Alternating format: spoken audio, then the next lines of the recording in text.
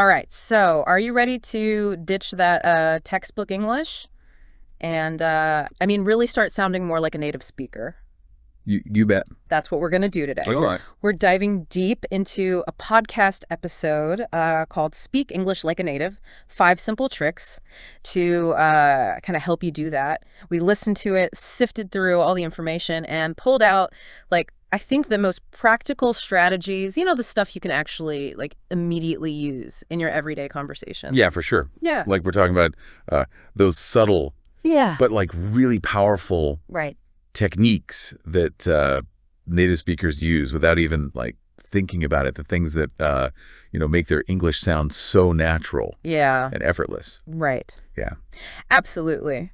So the first one up here is this idea of connected speech. Yeah. Which sounds kind of technical. Yeah, a little bit. But it's actually something we do all the time. Oh, yeah. In our own languages. Totally. Yeah, exactly. Yeah. It's about blending words together. Right. To create a smoother, more natural flow. Instead of pronouncing each word separately like a robot, native speakers often link sounds together. So like saying I'm gonna instead of I am going to. Exactly. Right. You got it. Okay. Yeah. It's funny how we just naturally do this in our own languages, but then it can feel so awkward when we're speaking English. I know, it's so true. Yeah. I don't even think about it when I'm speaking, whatever my native language is. Yeah. But then, you try to do it in English and it's like, oh, wait, this feels weird. It's all about retraining your brain and your mouth to think and speak in these connected chunks. You know, I've read that it's actually easier for the brain to process language this way too. Really? It's we're giving our listeners a smoother, more enjoyable ride. Yeah. Through our sentences. That's a great way to put it. So listening to native speakers is obviously key, but how do we actually practice this blending? It feels like a little strange to deliberately try and mush words together. Yeah. The podcast that we listened to recommended mimicking. Okay. What you hear. Put on a movie, a TV show, or even another podcast. And try to copy the way that native speakers connect their words. Oh, okay. So really focus on those subtle transitions between the words, how they're flowing together. What about specific exercises? Do they have any suggestions for specific exercises? Yeah, they suggested starting with simple phrases. Okay. For example, take a sentence like, I don't know what to do, and say it quickly, blending the words I don't know what to do. Right. You can try that with other phrases too, like wanna, gonna, gimme. Right. Okay. So yeah, I can see how that would help train your mouth to make those sounds more naturally. But I admit, I do feel a little bit self-conscious, trying to force those connections. It's totally normal. Yeah. To feel a little awkward at first. Yeah. The key is to keep practicing. Right. Even if it feels strange. Yeah. The more you do it, the more natural it will become. Okay. Trust me. Yeah. Your tongue will eventually catch up with your brain. All right. I'm ready to embrace the awkwardness. Yeah. What's the next trick we can add to our native speaker toolkit? This one is all about using fillers. Okay. Strategically. Okay. Those little words and sounds. Right. That we often try to avoid. Yeah. I get that they're natural, but don't they make you sound less confident? Yeah. Wouldn't it be better to just pause and think silently rather than, saying all the time? It's a common misconception that fillers are always bad. Okay. While overusing them can make you sound hesitant, using them in moderation actually makes your speech sound more natural. Okay. And authentic. Okay. Think about it. Native speakers use them all the time. Okay, that's true. That's a good point. It's we're so focused on speaking perfectly that we end up sounding robotic. Yeah, exactly. Exactly. Right. It's about finding that sweet spot. Yeah. The podcast gave some great examples of how fillers can be used effectively. I think we should go.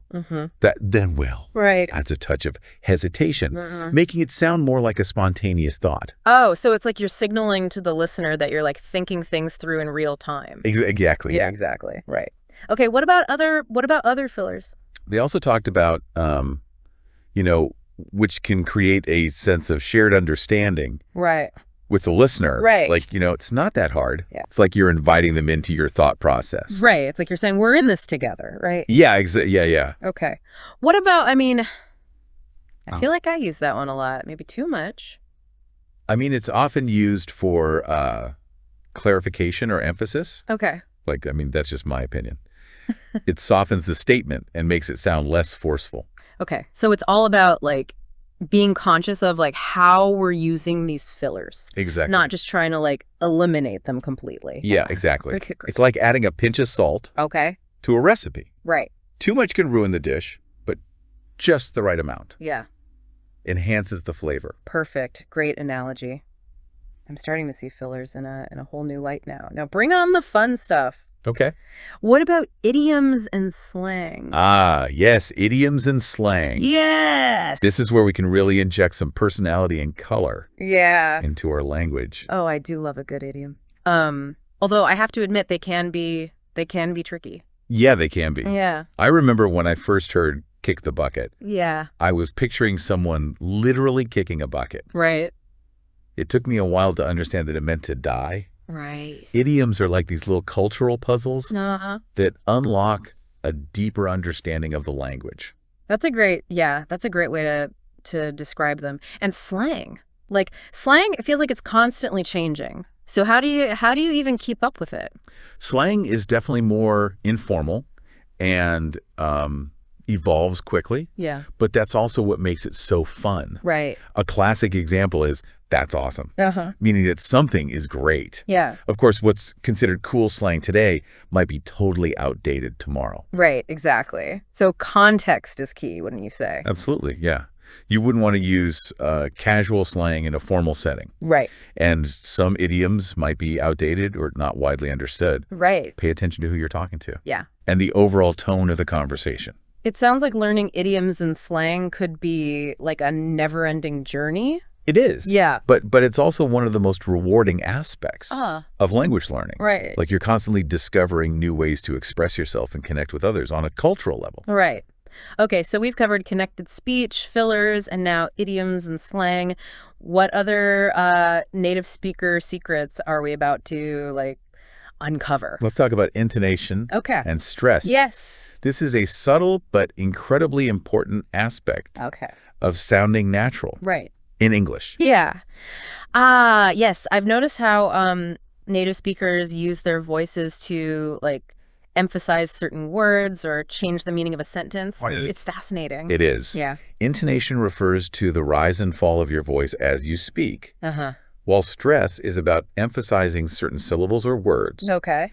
Native speakers use these variations to convey meaning, emotion, and even subtle nuances in their message. So, like, a simple phrase like, you're going, with a rising intonation, becomes a question. Exactly. While you're going, with a falling intonation is more of a statement of fact. Exactly, yeah. Okay. And sometimes changing the stress can completely change the meaning of a sentence. Right. The podcast gave this example. I didn't say that. Right. If you stress the word say, it changes the entire meaning. Yeah. You're not just denying saying something. You're emphasizing that you said something different. Wow. It's amazing, like, how much meaning can be, like, packed into, like, just a few words. Yeah. With the right intonation and stress. It's powerful. Yeah. Mastering these subtle shifts in your voice can dramatically improve your fluency and make you sound more like a native speaker. Okay, I'm convinced. But how can we get better at using them? What are some tips? The podcast had some good tips. Okay. First, listen closely to how native speakers use intonation and stress. Pay attention to the rhythm. Right. And the emphasis they place on certain words. So back to listening as like the foundation. Yeah. What else did they suggest? Record yourself speaking. Okay. And then compare your intonation and stress patterns to those of a native speaker. Okay. It can help you identify areas where you might need to adjust your speech. That's a great idea because it gives you, like, concrete feedback. Right. Anything else? Practice speaking. Okay. With different sentence types. Questions, statements, exclamations. It will help you develop a wider range of intonation right. and stress patterns, making your speech more varied Okay. and expressive. Fantastic advice. Yeah. These are definitely like techniques I'll be trying out. We've covered 4 of the 5 tricks. What's the final one? What's gonna like unlock our inner native speaker? This one is considered a game changer. Okay. But it can also be one of the most challenging thinking in English. Ah, yes. So the idea is to stop translating in your head. Yeah. And just like think directly in English, right? Precisely. Okay. When you constantly translate, it slows down your speech and makes it sound less natural. Right. Thinking in English allows for faster processing and more fluid expression. So it sounds amazing, but I imagine it takes a lot of mental rewiring to get there. You're absolutely right. It's not something that happens overnight. Right. But the podcast offered some practical strategies to make it more achievable. Let's hear them. One technique is to start labeling your surroundings with English names. For example, put sticky notes on objects around your house with their English names on them. Okay. That's a great idea because it forces you to encounter those English words in your daily life. Yeah. What else? Talk to yourself in English throughout the day. Narrate what you're doing. Describe your thoughts and feelings. Anything that comes to mind. Right. It might feel silly at first, but it's a fantastic way to get comfortable with thinking and expressing yourself in English. That makes sense. It's like you're giving your brain a constant English workout. Exactly. Okay. What was their last suggestion? Try visualizing objects and actions in English without translating them. For example, if you see a cat, instead of thinking gato, if your native language is Spanish, try to picture the cat and think cat directly. So train your mind to associate the image with the English word directly, bypassing that translation step. Exactly. Okay. It takes effort, but the more you practice, the easier it will become. Right. Over time, thinking in English will start to feel more natural and automatic. These are great strategies. I can see how consistent practice with these techniques could really make a difference. Absolutely. Remember, it's a journey, not a destination. Yeah. Embrace the process, be patient with yourself, and celebrate your progress along the way. Well said. It's interesting to consider how these 5 tricks we've been discussing relate to the broader concept of communication. It's not just about, speaking English correctly, air quotes. It's about conveying meaning effectively and connecting with others on a deeper level. That's such an important point. Right. Yeah, language is more than just grammar rules. Yeah. And vocabulary lists. It's a tool for building relationships, sharing ideas, and expressing ourselves authentically. Think about connected speech, for example. When we blend words together, naturally it not only makes our speech sound more fluent, but it also creates a sense of rhythm and flow that can be more engaging for the listener. It's like music. A well-connected phrase has a certain musicality to it. Exactly, yeah. Right. It's like we're composing a symphony of words, and those connected phrases are the melodic lines that keep the listener captivated. And then we have, those strategic fillers and phrases. We often think of them as mistakes. Yeah. But they actually serve a vital purpose in communication. They give us time to think, to gather our thoughts, and to signal to the listener that we're actively engaged in the conversation. It's like those brief pauses. Yeah. In a musical piece. They create anticipation. Right. And allow the listener to process what they've just heard. Yeah. And when we use idioms and slang, appropriately, we're not just showing off our vocabulary. We're signaling to the listener that, we understand their cultural references and that we're part of their in-group. Right. It's a way of building rapport and creating a sense of shared identity. It's like speaking the same language, both literally and figuratively. Right, yeah. We're using those shared expressions to connect on a deeper, more nuanced level. Yeah. Right. And then there's intonation and stress, the elements that add the emotion, emphasis, and, even humor to our speech.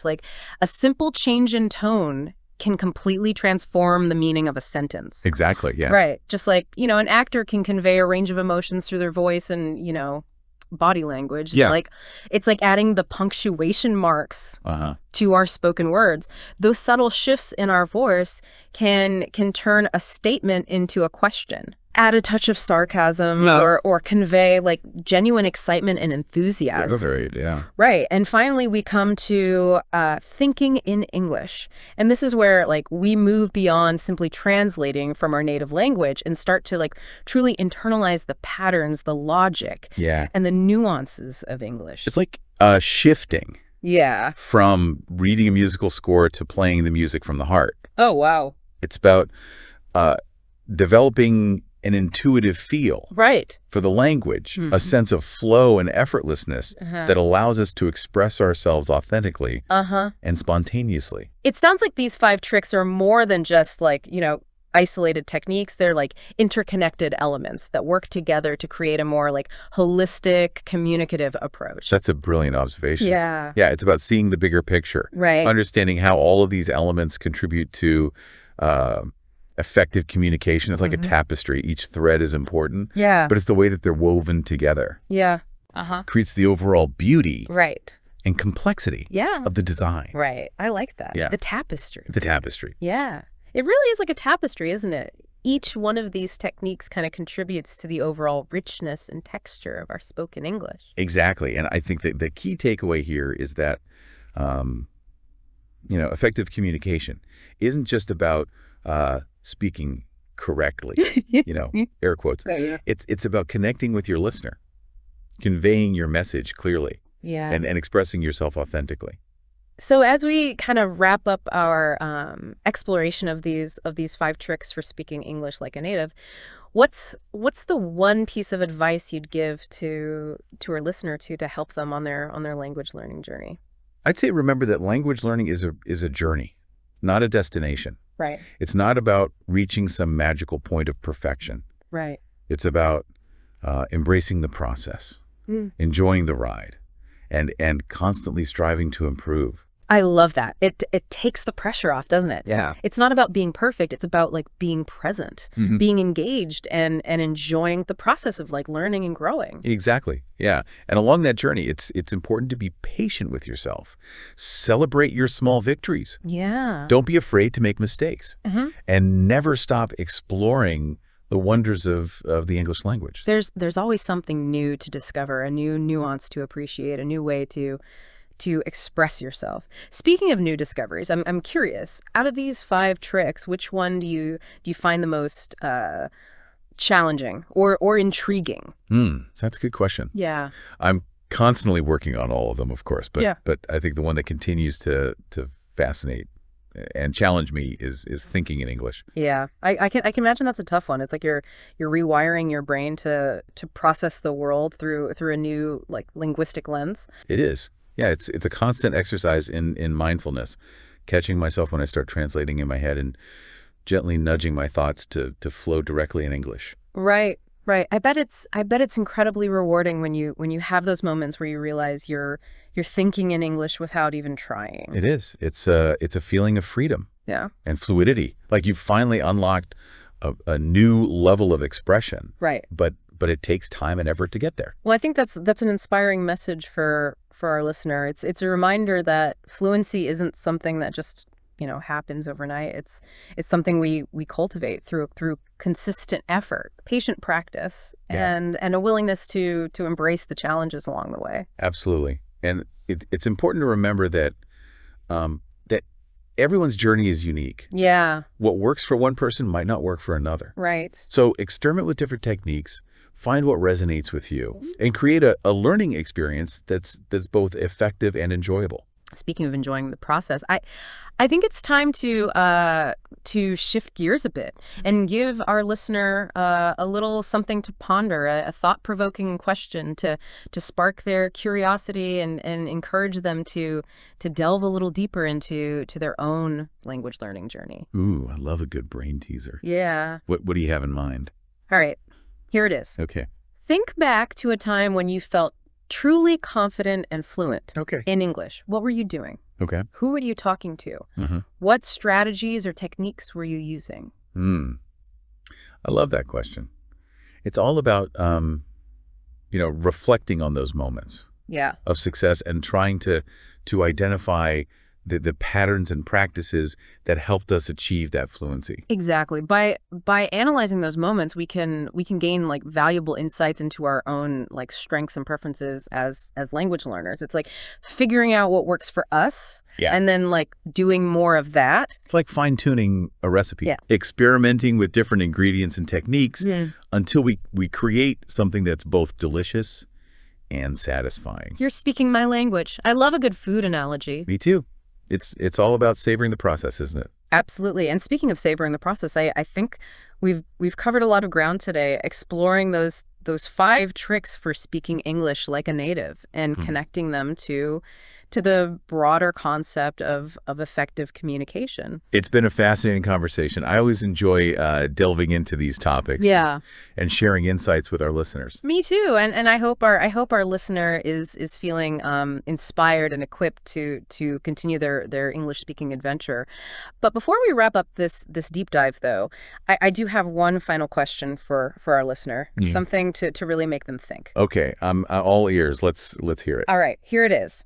Think about a time when you encountered a language barrier. Okay. A moment when you struggled to express yourself or understand someone else. What was that experience like? What emotions did it evoke, and how did you overcome the challenge?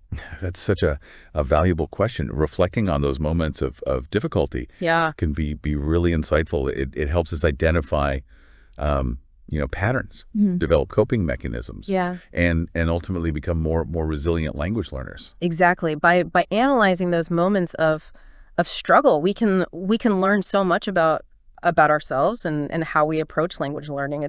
It's all about turning challenges into opportunities for growth. Yeah, it's like those moments when we're kind of fumbling for the right words and we feel that frustration. Yeah. And maybe even a little bit of embarrassment. Those are actually like valuable learning opportunities in disguise. Yeah, they are. They really are. It shows us where our weak spots are. Yeah. And it challenges us to find, more creative ways to communicate. Plus, I think it like builds empathy for other language learners too. Well, for sure.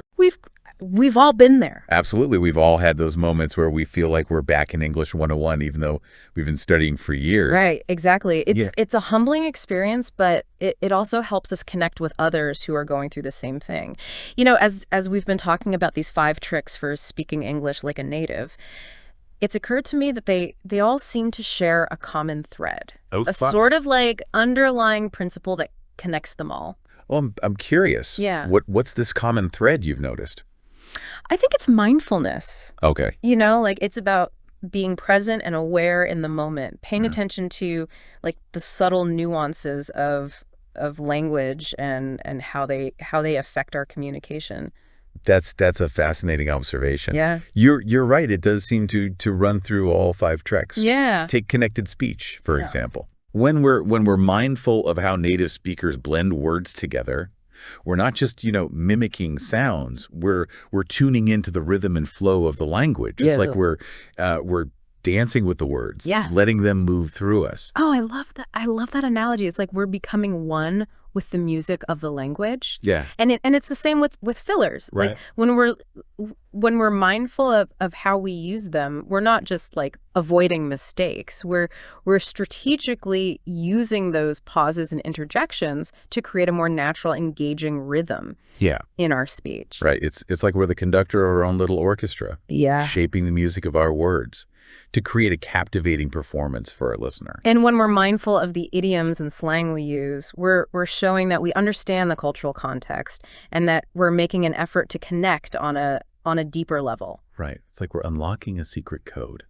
gaining access to a whole new world of shared understanding and connection. Then there's intonation and stress, where mindfulness helps us use our voices to express not just words, but emotions, attitudes, intentions. It's like we're painting with our voices, adding layers of color and texture to our words to make them truly come alive. And finally, when we're mindful of thinking in English, we're allowing ourselves to experience the world through a new linguistic lens. Yeah. To perceive and process information in a way that's more natural and intuitive. It's like we're opening our minds to a new way of thinking, a new way of being. So mindfulness really does seem to be the key that unlocks the potential of these 5 tricks and helps us move closer to speaking English like a native. I couldn't agree more. It's about bringing awareness and intention to every aspect of our communication. Yeah. From the way we pronounce individual sounds to the way we structure our thoughts. Well, I think that's a great place to wrap up this